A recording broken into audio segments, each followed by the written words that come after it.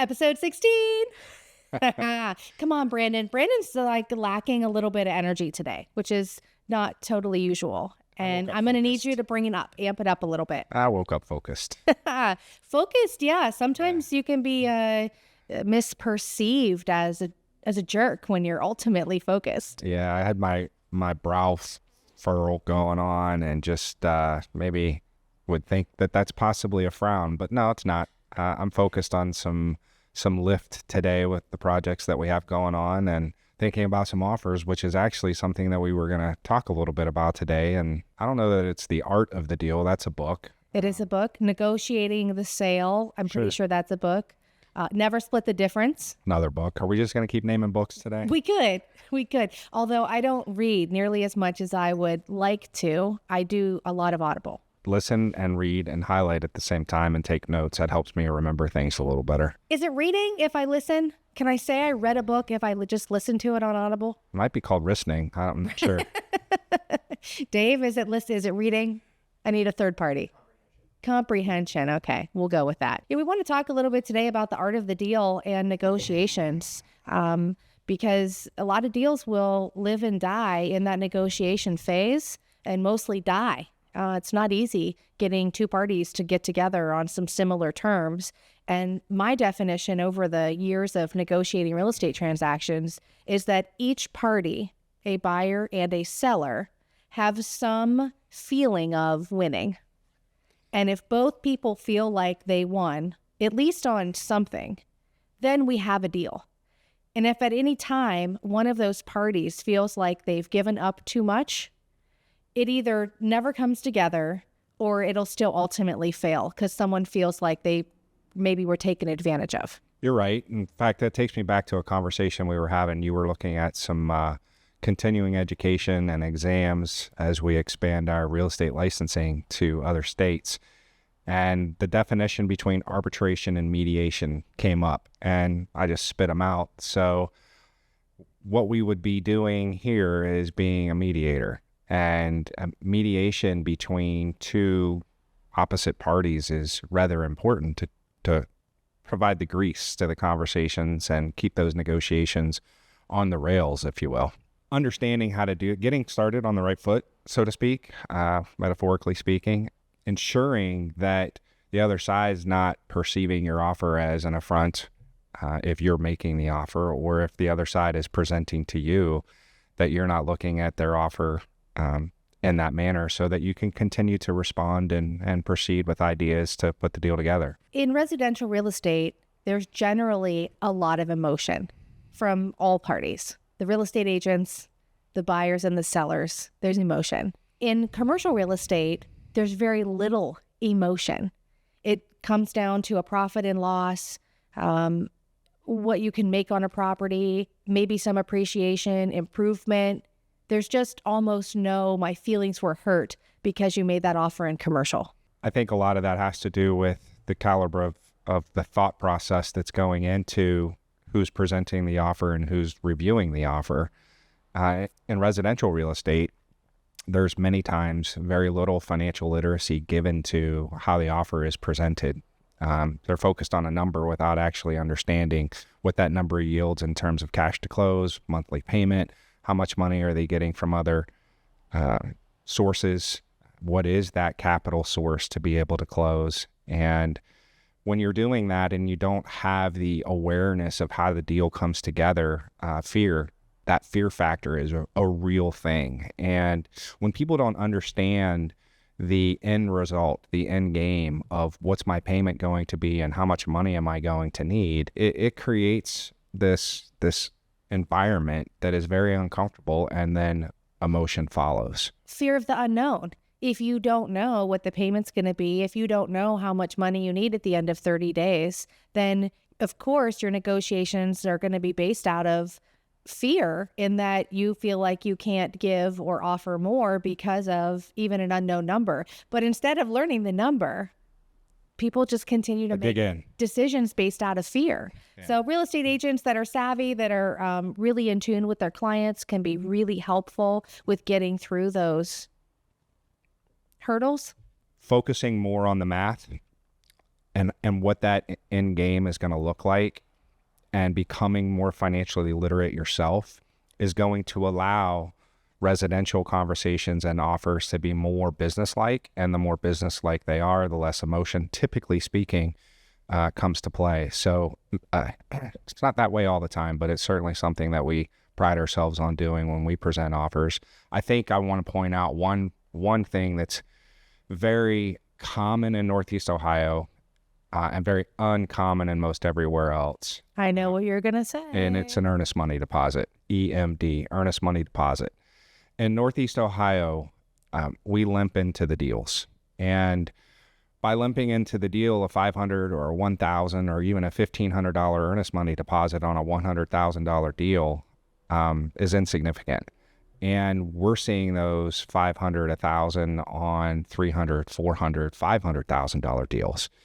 And when you present your offer limping into the deal where earnest money is insignificant, then the other side is not perceiving your offer as a legitimate, more business-like offer. And that breeds emotion into the deal, because if you're going to take your house off the market as a seller for a $500 earnest money deposit, again, very common in Northeast Ohio, very uncommon in other markets, the end game is, even if you're not going to get your earnest money returned and you want to walk, no one cares, because there's $500 at stake. As real estate agents are actually learning about the decoupling of the commissions, which is another cool topic that we were talking about this weekend, what we're discovering with the decoupling of commissions is not only have they actually recovered, but in many markets, they're surpassing what was normal at that point before this August 17th date came to fruition. I think it was August 17th. That's correct. Right? So when we negotiate real estate contracts, I'd like to really hit home to our listeners that it's not just the purchase price that matters in a contract. The other contingencies and the other items of negotiation in the contract have a big deal on how that's negotiated. And so if you want, generally speaking, a lower price for a house, and you want seller concessions for closing costs, and you want the buyer's real estate commission included, and you want inspections, all of them, and you want a home warranty, and you want to verify something, and every time you add on something else, that number that you offered becomes less desirable. And if it was less desirable from the beginning, you may never even get a counteroffer. And here's something that I say to people over and over again, buyers: if you make a shitty offer, you're going to get a shitty counter. Pardon my French. It's just the reality of the deal. And so if you're asking $200,000 for your house, Brandon, and then I offer you $165, let's just see where he lands. Do you take me seriously? A 20% decrease in list price-ish. Mm-hmm. And so $35,000 to $40,000 below the list price is a lot of times the wrong way to get started. That's emotional. And really, I might be willing to do 185 or 190. I just want to see what you say. That's a very common mindset of making an offer. And if I represent a seller and we get an offer across the table like that, as a real estate professional, it's extremely challenging for me to try and translate that offer in a presentation that removes the emotion. And that's always my goal, is to remove the emotion. And then I'll bring up to the point of to the seller, maybe they are just trying to test you out. And if you want to make a counter, just make something reasonable. Knock 2% off, knock $2,000, do something and see if they were really just testing you out or if they're serious. And if they see you budge a little bit or offer something, you'll know at that next round, if they come up to something reasonable, which I will, of course, deliver, like, hey, we're going to give you something, but if we don't get north of, a certain percentage of this asking price, I don't think we're going to be able to put it together. But it's my job as a real estate professional to not be emotional about that offer. That's mediation. It's not my offer. That's right. It's not my house. It's not my money. It's my job to deliver the information, have a discussion, and then let the seller decide what they want to do. Talk them through it. It's almost like a psychoanalysis. It's totally conversation. I'm a Libra, and my sign is the scales. And actually, one of my strategies in negotiations is trying to be the best mediator, that guy in the middle, to try and keep that emotion out of it. So I have a tip for real estate agents. When you're negotiating a contract, take I out of your vocabulary. Good point. When you receive an offer for a seller, or you're writing something for a seller and whatever in a transaction, use the words the seller and the buyer. Don't say my offer, we are countering you, we are rejecting your offer. No, we're not. The seller is. My buyer, my seller, it's possession. And as soon as you take possession of the conversation, typically speaking, emotion follows. A lot of times real estate agents aren't even presenting in a way where the conversation is mediated. They're essentially making the decision for the other party based upon their interpretation and lacking the conversation with the other side. So if I've seen it once, I've seen it 1,000 times. I see it many times a week. I really don't even think frequently the seller got a good interpretation or breakdown of what it actually is. You're right. The agents kind of already made the decision for them and then coaches them into, well, you don't want to take, this is insulting. Now in human nature, they've hired the agent. They're either friends or they've become professional in their relationship. They're going to take the opinion of that agent. And I know that the agent thinks they're doing the best thing for their client, right? They want to get them the most money or they want to get them the best deal. But frequently it gets in the way of having a deal at all. We just actually experienced that in Arizona with a seller, and everything was agreed upon: price, earnest money deposit, possession, all the details. And the seller was essentially changing the terms of the deal based upon any financing conversations that were being had. And literally the deal did not come together based on financing. And so in that moment, it had nothing to do with price. It had nothing to do with possession. It had nothing to do with earnest money. It had nothing to do with inspections. How is this financing going to be set up? And there were some emotional things that were happening. I think a friend passed away. We were told. Yeah, and it was, Christmas season, so holidays and, distractions. But at the end of the day, we ended up passing on that home, and here we are talking about, the next deal. And negotiations, and it's really just a very big deal at how you negotiate any transaction, not just price, but also terms. Mediation, good word. Buying, selling, or investing, we are the Creative Ones. Visit us at creativeones.com. Decoupling of real estate commissions. You referenced it. We're going to talk about it. Uh-oh. Well, this one's going to get you juiced. Go. Well, every day of my life, it's how I make a living. It's conversations, it's negotiations, it's all about how the money moves. Net to seller is ultimately what really should be the focus. I've been in real estate for 22 years. Our real estate commissions have... 23 now. It was 23? That's right, it's 2025. Our real estate commissions have remained mostly unchanged. In Northeast Ohio, the average real estate commission is about 6%. It'll fall anywhere between 5 and 7. Depends on what your agent has negotiated or what they're offering, all of those things. And how that's been divided up until August 17th of 2024 was typically 50-50. A listing agent would take a listing, negotiate a commission with a seller as a whole. Let's say it's 6%. And then in that contract, the seller and the listing agent would agree how much of that compensation they would offer in a co-brokerage. This all stems from the internet and our MLS and sharing of broker data. I don't know the year that happened. It was in the 90s. Before I got my real estate license, when those rules had changed from just representing the seller to also representing the buyer, where previously all listing agents also represented the buyer. There was one realtor. And then in the 90s, it changed to 2. And the real estate agents amongst themselves proactively decided to share in commissions because we could share in data and we could sell each other's listings, which helped us make more money and it helped our clients be able to view more homes. And also for the general public, buyers didn't have to go hop around to 3 or 4 or more different real estate agents. You would hire one and then they would help you, that relationship, buy a home.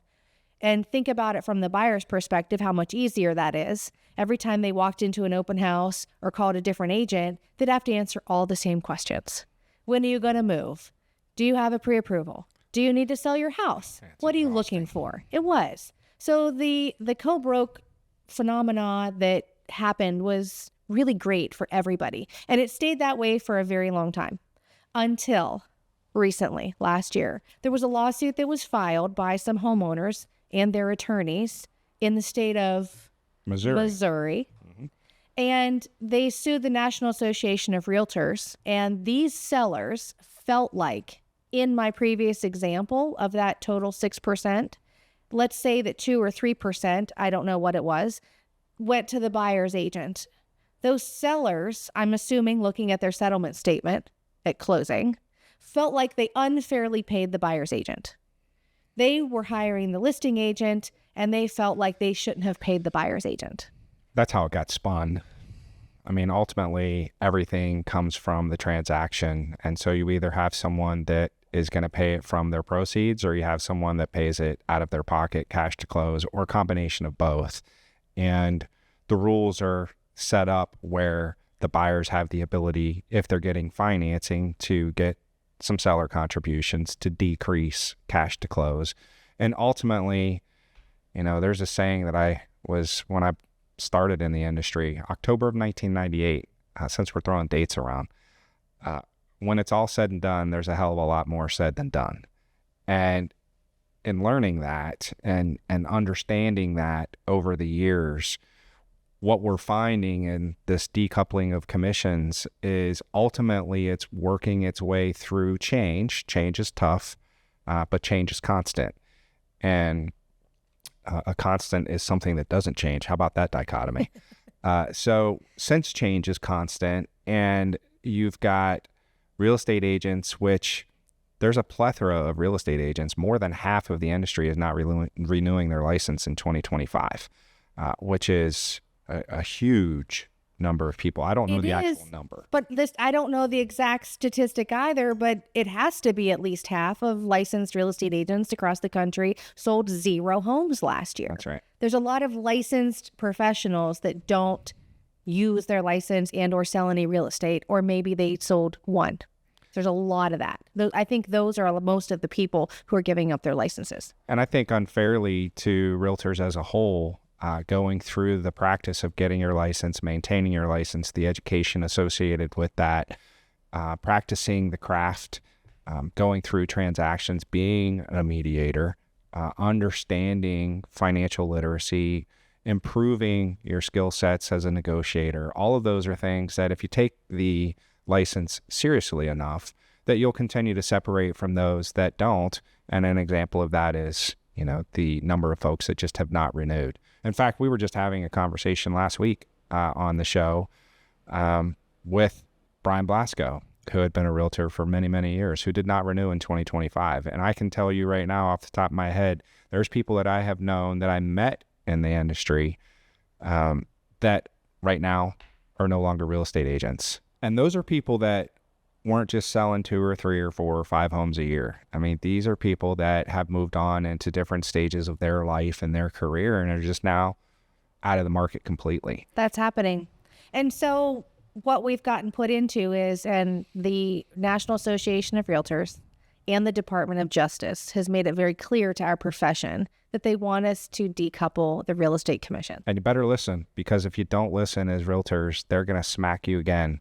And there's a lot of people that want to go about it the way that it's always been. Again, change. Mm-hmm. And if you always do what you've always done, you'll always get what you always got. So let me explain that a little bit further. So previously, a seller would list a home at a 6% real estate commission. And let's decide that they agreed that a 50-50 split was favorable and 3% of the commission would be paid to the buyer's agent. The buyer agent brings the buyer, negotiates the sale. The seller couldn't sell without them. They both need each other. We both need each other. It makes sense. So we'll share in you some commission to pay your realtor. So that fee was advertised in our multiple listing service. And as a buyer's agent, you could go to that listing and you could see what the seller was offering in compensation. It was printed right there.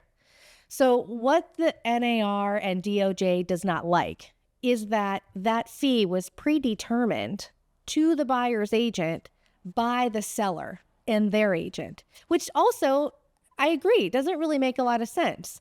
How is my fee as a buyer's agent predetermined by someone I've never worked with, never pitched to, never interviewed? They don't know what I offer for services. And so we could have previously, say, taken the 3% and upcharged a buyer's agent if our fee was higher. But if reverse, the seller was offering a 1.5% or a 2% fee, I would have to go to the buyer and say, the seller's only offering 2%. My fee is 3%. I need you to pay the difference in the fee. It's just a very difficult conversation to have. It was also not standard practice. Basically no one did it. In this area, almost no one was doing buyer agency contracts either, which they've been talking about those for 10 years, but it wasn't mandatory, so no one did that. We only had a listing contract. What is a buyer agency contract? A buyer agency contract, think of it as the reverse of a listing contract. Okay. You hire an agent to put a sign in your yard, market your property, and represent you. It's exactly the opposite. You're a buyer. You hire an agent to drive you around, to look at homes, and to sell you a property, to see you through closing. You're exclusively working with that agent. Very common in the country for a buyer's agency contract to exist. It's now mandatory. Except Northeast Ohio. Another scenario that in Northeast Ohio and in the Tri-County area was not something that people are practicing, and it's a big change. So you've got earnest money deposits that we just talked about a few moments ago, very low. Ultimately, if you're going to take a property off the market, you want the people to stay together. You want that earnest money to be something that holds the deal together, and it's painful for someone to decide to walk away. Mm-hmm. People will walk away from $500, $1,000 tomorrow if you're offering that on a $400,000 purchase. $15,000, people will have a conversation. How do you keep the deal together? Or they'll walk away from a legitimate walkable reason, something that's discovered in an inspection or new information that wasn't disclosed, but simply because they changed their mind or have cold feet. Are you going to walk away from $15,000? And now you have something where before you can even walk into the home and show the home, you must have a buyer agency contract completed. And because that's not standard operating procedure in Northeast Ohio historically, you had a lot of individuals as buyers in the space that would call the listing agent, the sign in the yard, and have those conversations over and over and over and over again, essentially thinking that they were going to get a better deal because they were being represented by the listing agent. Potentially, and the moral of that story is the listing agent's fiduciary duty is to the seller. To the seller. And that's the way that it was in the 70s and the 80s before we went into this whole co-broke situation. And so now with the decoupling of the real estate commissions, here's what our friends need to hear loud and clear. NAR and the DOJ wants us to negotiate our listing commission with the seller and our buyer fee with the buyer. And they want us to present that as part of the negotiation. And the buyer has the opportunity to finance not just closing costs, but also real estate commissions into the transaction. It just must be negotiated about what that fee is. And here's a couple reasons why I love it.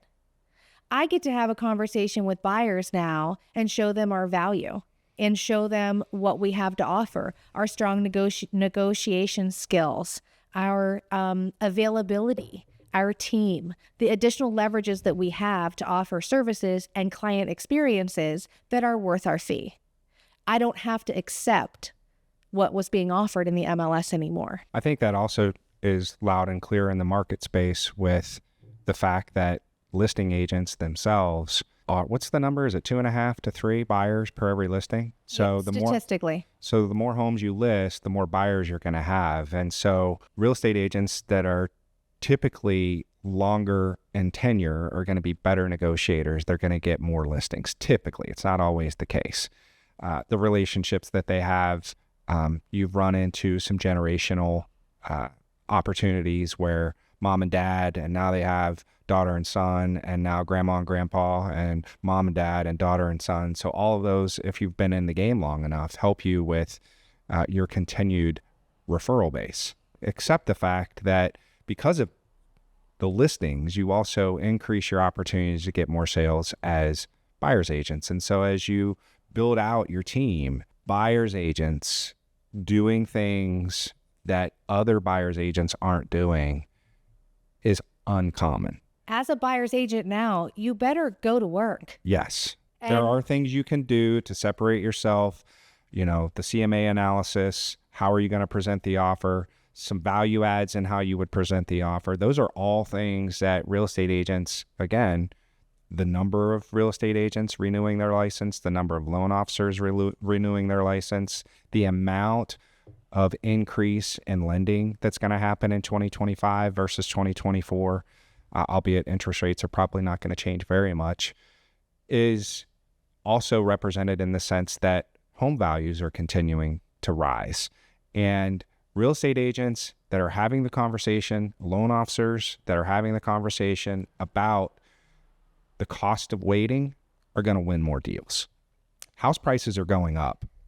so the negotiation and the strengths that people have with their knowledge base and the skill set is huge, because go back 30 years ago, part of the real estate agent's job was to help people find homes and then inject realtor apps and realtor websites and the MLS that now publishes to Redfin and Zillow and all of those sites. And there's still happening where some buyer perspectives are, it's the real estate agent's job to find me a house, and that's all. And that was true 30, 40 years ago when there wasn't data in our hands to set up a search. You needed an agent, not just to find you a property with their sphere. It was a pick up the phone, drive to another real estate office and ask to see their book of listings. It was a job. And now we have people locating their own properties on the internet. And that is just such the easy part now. And I have heard some buyers say, I don't feel like my buyer agent is doing enough because I found this property myself. Well, I think it's important, And they did. They found it on Zillow. It's important to ensure that they're getting the buyers proper representation. And I think that's also communication that needs to happen through dialogue, through conversation. And most times that's not happening. And I think a buyer's agent can also do one step better and have conversations with the listing agent in preparation for even a walkthrough. And if you're doing those things and you're finding, we just said a moment ago that house prices are going up. They are typically across the country, but there also are some soft spots. Mm-hmm. And because of the supply-demand curve being in favor of sellers, typically speaking, a conversation with the listing agent is going to yield a better conversation with the buyer. And if the buyer is understanding what's happening, they're going to be able to negotiate better.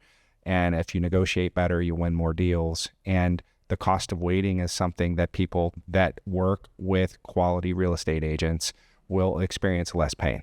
That is very true. And that is a real scenario of if you wait to buy for interest rates to come down, for the market to crash, for all of the reasons that buyers will give. Ultimately, there's so many reasons why that doesn't make sense. And appreciation has a lot to do with that. Also, part of the explanation for that, why I say don't wait, is if you're waiting for the price of homes to decrease, the price, the value, or you're waiting for the rates to come down, you have very little control over anything. Yeah, you're just in a massive pool of people all waiting to do the same thing. Barbara Corcoran had an interview that talked specifically about this and saying, why do you think as a buyer you're any different than the other hundreds of thousands of buyers waiting for the same thing? And if one of those things do occur, don't you think that they're all going to come out of the woodwork too? And then now what do you have? Competition. And pent-up demand, which drove our COVID area timing of real estate. Pent-up demand, low interest rates, and a ton of competition. People are not paying attention to the fact generally that home prices continue to rise. Interest rates are staying, I'll use the word elevated. And the reason it's being interpreted as elevated is a couple of reasons, but primarily we're very nearsighted. It's 2025. We're not even 5 years removed from March 11th-ish, 2020, where interest rates just tanked. And as a result of that, the cost of borrowing went way down. And so prices went way up. And what's not changed because of the supply-demand curve is house prices aren't falling. And so people need to become more financially literate with how they're going to borrow the money, where they're going to get the capital from. That CCIP review, capital, credit, income, and property. And when you're working with individuals that are good negotiators, mediators, realtors, then all of those things are in your favor, either as a listing seller or as a buying borrower. I know one thing that is certain. One certain thing that is bound to occur in our future is this market will shift. It always does. We are still in a seller's market. We still have lack of inventory, and the lack of inventory is driving home prices to maintain and or increase. When is this market going to shift to a buyer's market? When do buyers get to come back in and offer 20% under asking price? And if the seller doesn't take it, they have 7 other homes to pick from. Because at some point we'll get back to there. And that's, I think, when people say market crash, I don't necessarily think they mean crash. I think sometimes they mean shift. They're waiting for it to come back around. But as of today, I can't wait to listen to these episodes like 20 years from now. Because it'll be if we only had a crystal ball kind of a discussion. Sure. But the market will shift at some point. The way to keep an eye on when a market will shift is days on market. When the days on market are at a 6-month inventory, there's enough homes to last us 6 months in a listing area, then we're at a balanced market. Yeah, that's the fulcrum, right? It Seesaw. is. And right now we're at about 2 months. Average of about 60-ish days on market here in Northeast Ohio. Average days on market are longer in other areas. I believe in Arizona, where we were in the Phoenix market, the average days on market are hitting closer to 100 from my understanding. Begin to look at what's happened over the last 5 years and interest rates, and then the spike in 2022 summer when interest rates climbed and they've started to recede ever so slightly. Tip, 10-year treasuries, 30-year interest rates, you're going to see something typically around 2.5% margin-ish. Between those two. Yep. So the 10-year treasury, add 2.5%, and that's going to put you around what the 30-year long-term interest rate is. That's not anything that's always the case, but it's a good rule of thumb to consider. And so if you're seeing the 10-year treasury at 4.5, add 2.5, you're going to have a 30-year mortgage rate at around 7. But back to this cost of waiting thing, if you own the real estate, if you've already purchased the home and you see that happening, you can pull the trigger and refinance relatively quickly. You have the control. But if you don't own the property and that happens and rates decrease, you have to find the property, compete against the other pool of borrowers that were all doing the same thing, and then try and time the market and time the rates to get it. Part of the cost of waiting is just buy the house. And if and when rates decrease, refi. There's a saying that's been thrown around for the last couple of years, marry the house, date the rate. And you have to be really careful with that, because ultimately, what if interest rates don't come down? What if they go up? Again, nobody knows what's going to happen. And interest rates being tied to the bond market and things that are very much out of everyone's control, there's quite a bit concern, I'll use, in the marketplace right now, in the commercial marketplace, with a lot of loans that are going to be reset. They're coming due right now. And if you have a 3-year or a 5-year scenario that you're facing and you bought this property in 2020 or 2022 or 2023, I'm sorry, your interest rate's going up. And if your interest rate's going up, what's happening to your rents? Are you increasing those to be able to carry that forward, or are you not? And these are big time lending reviews that are happening. And so there's a lot of concern in the financial markets with the commercial real estate market and how that's going to shape the rest of the real estate market. And so one man's pain is another man's gain. Pay attention. There are some ways to be able to look for opportunities. Sure. If your choice to wait to not buy is to either get a better deal or a perceived deal on a lower rate, and the cost for you to wait that time frame is continuing to rent, that might not make a lot of sense either. No, not at all. That's because you're trying to, how much money are you trying to save by a rate that's 7% and you're wanting it to be 5%? And how much money do you save over the average person is moving about every 9 years now. This whole notion of what you're going to pay in interest over a 30-year mortgage, most people almost never even get to the 15-year part of the mortgage. It's just not a practical discussion. It's not. And so our recommendation would be to look at the shorter term, the 5-year plan, the 10-year plan. And if you're trying to save that money and you wait another 2 or 3 years and you spend $1,500 a month in rent, waiting 2 years for the rates to go from 7 to 5, what did you spend over 2 years at $1,500 a month? I mean, Reminds me of my building wealth map clients. And I think one of the phenomenons that I recognize quite often is we tend to think that we can get a lot more done in a 2-year period of time than we can actually get done. And we tend to underestimate what we can actually get done in a 5-year period of time because, typically speaking, folks are just not looking out that far. when you say get done, you mean financially? Investment, save? Generally speaking, what are the goals that you've put in front of you to accomplish? And in 2 years, we stack it and we think, I'm going to do all of this. And then it just doesn't come true. And in 5 years, we don't stack as much, but that's more time. And if you do some big picture planning, you can typically knock those down with greater ease than what you may realize. So clarity on numbers is huge. It's what we talk about. It's what we coach people with. It's what we like to help people see, because when you can put the numbers on paper and show them what this means in reality, it enables people to make better decisions. Clarity, literacy, similar. It reminds me of your net Oh, in yeah. the refi. The old refi boom. Yeah. Good one. You had a spreadsheet. A distinctive approach to passive income with luxury vacation rentals. For more information, check out our website, twinvestors.com. Our conversations on negotiating a deal and putting the details together in the deal and the purchase agreement. We have decoupling of commissions and how did all that work? And all of that came to a head most recently with Cocktails and Cacti and Phoenix. I think that that's one of our value propositions as well, because not only are we in the industry and we see it, we are the buyer and we are the seller, and we have this insider knowledge of really how the deal is put together.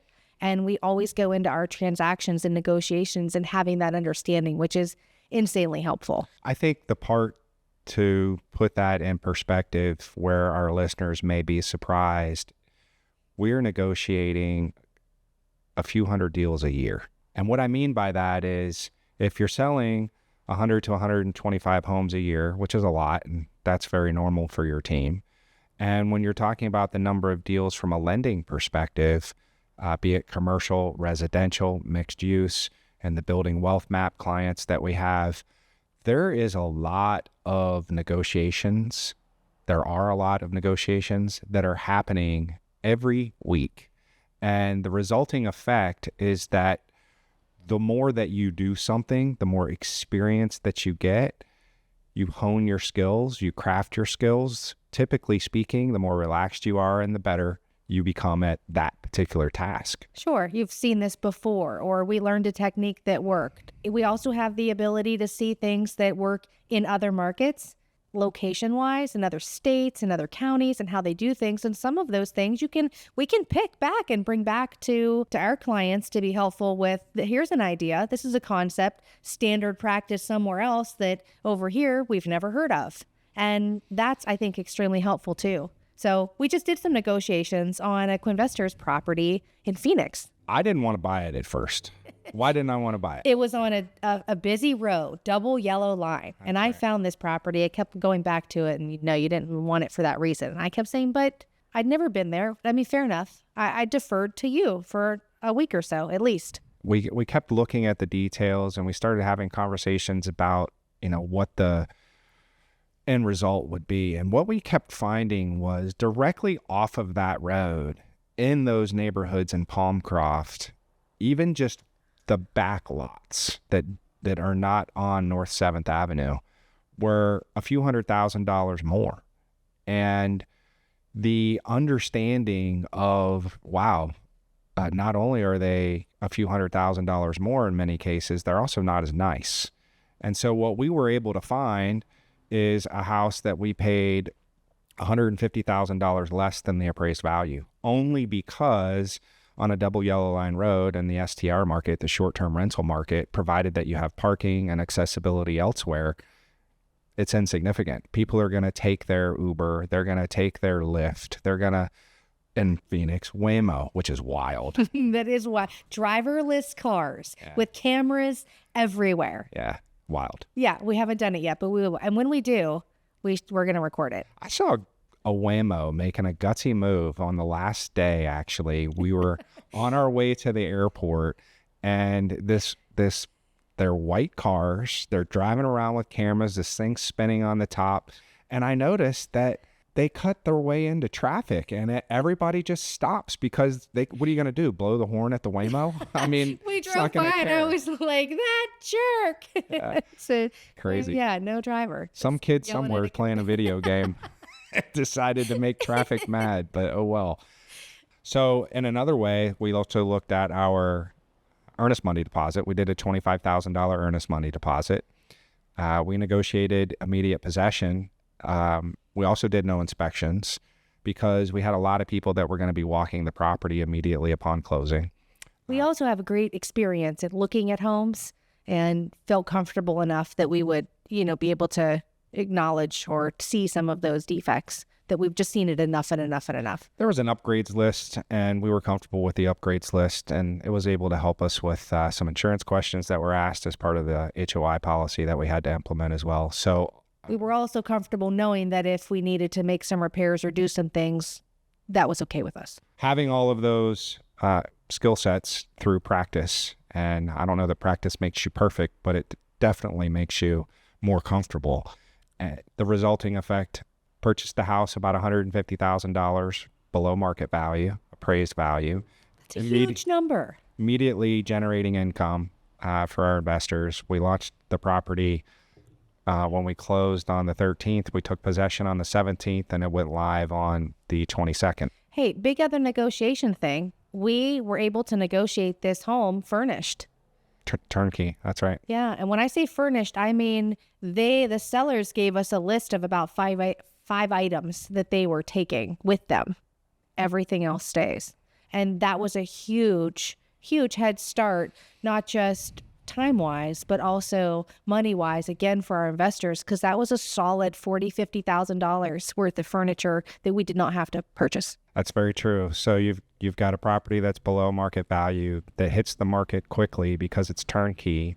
And again, earnest money deposit rather large, no inspections. Those are all things that played in our favor. And we were taking immediate possession, and then the seller, because the seller was, in this case, they were selling a residential property. Yeah, their that was their primary residence, and they were going elsewhere. What they desired at the end, as we started approaching the end of the deal, they desired some post-possession occupancy. I'm sorry, post-closing possession. How about that? And so the idea that they would be able to stay in the home was appealing to them because we weren't going to be there until the 19th anyway. So this has not happened to me in a real estate transaction before, but it happened in Phoenix. Those sellers left at 10:30 in the morning, and our tech crew arrived at about 12 to 1. Yeah. I've never had a turnover that close. Well, it was pretty great. We were fortunate that we were able to make it turn that quick, and some of the negotiation skills that we've developed over the years, the Quinvestors limited partners are benefiting as a result. That's right.